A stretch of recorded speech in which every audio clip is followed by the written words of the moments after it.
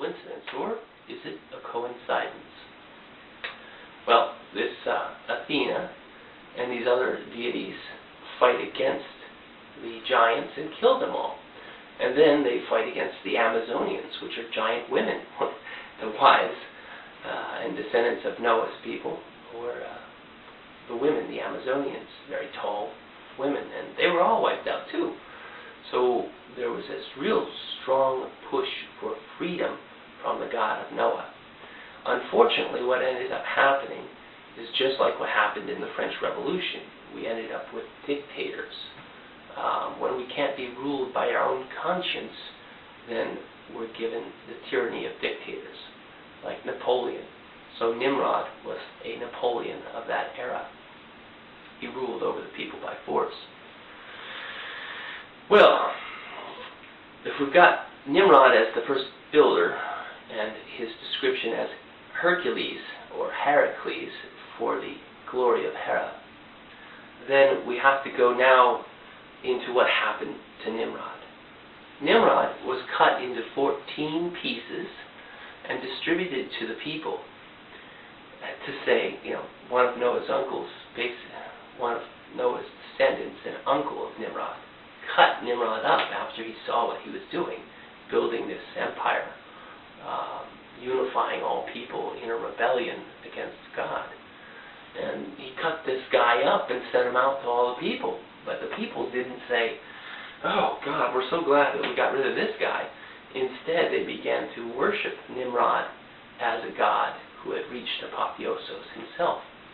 And that's where you enter into the Egyptian mysteries.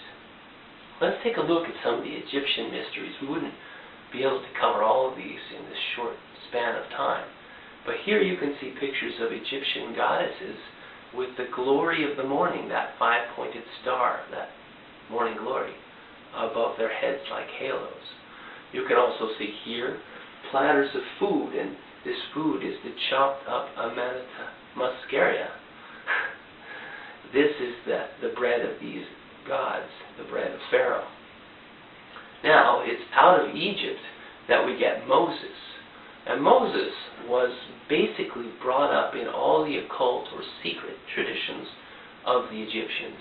He knew about the morning glories. You can bet he did, because in the desert, he said, God told him to build a T-like symbol with a brazen serpent on it. And when the people of Israel were being bitten by snakes, they had only to gaze upon this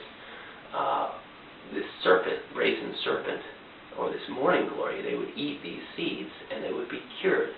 Now that might seem a little bit far-fetched for a right-wing religious believer. But the thing is, if you study those scriptures, Aaron, the brother of Moses, took the craft people, the craftsmen of the Egyptian Israelites as they walked in the desert. He took them out, and in a single day, one day, he taught them how to make any kind of craft. We're talking tables, we're talking temples, we're talking houses, we're talking everything. He taught Aaron, he's a priest. He taught all these guys all this information in one day. I'll tell you how he did it. He told them that if they eat the morning glory, the seed of the morning glory, the ingenious intellect will begin to spin within their outer cortex, and they'll be able to envision how to build everything. That is how Aaron taught the people, the craftsmen, how to build anything.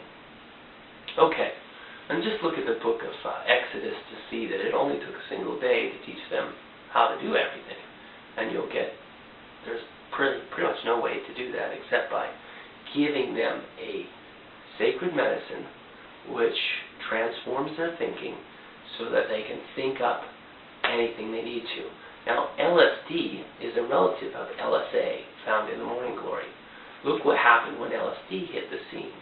We've got the scientist Crick, Francis Crick, who, under the influence of LSD, realized the double helix of our DNA.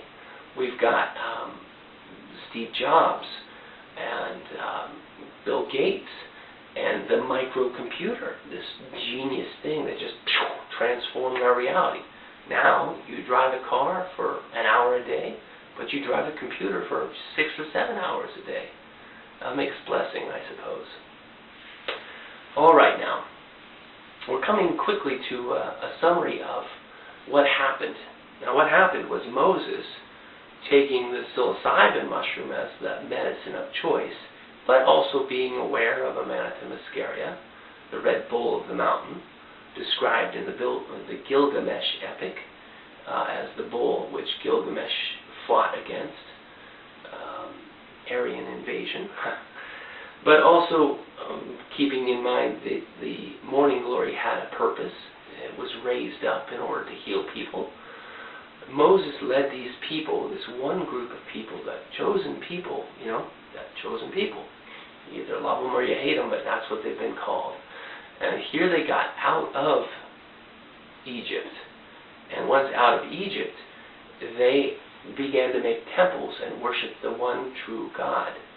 Now, in Versailles, which is a castle that Napoleon lived in, you see pictures, as I've photographed here, of Hercules or Heracles fighting against this sky god, this god of Moses, and against, you can see, if you look carefully at these pictures, a picture of Moses standing next to this deity with the Ten Commandments. So Hercules is fighting against the Ten Commandments.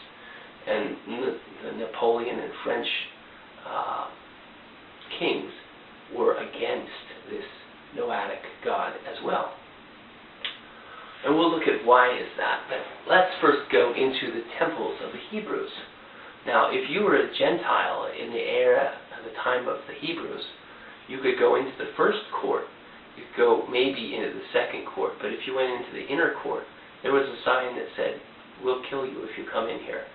Now, why is that? Well, let's look at some of the symbols described and painted on the Jewish temples, which were inherited by the Christian tradition before the Christian tradition was sanitized by the Catholic Church. And why did that happen? We'll look at that also. All right, this, one of my trophies of studying art history and religion, is a Jewish temple artwork. It's made up of a bunch of little pieces all put together. It's like a collage. And in it, you can see this large vine. Now, Jesus described himself as the true vine. And no wonder, because what is it that these shepherds who are holding the crook staff to guide the sheep, or the sheeple, what is it that they're stomping? Well, the perishing eye, or the non-discerning eye, would say, well, of course, they're making wine. They're stomping grapes.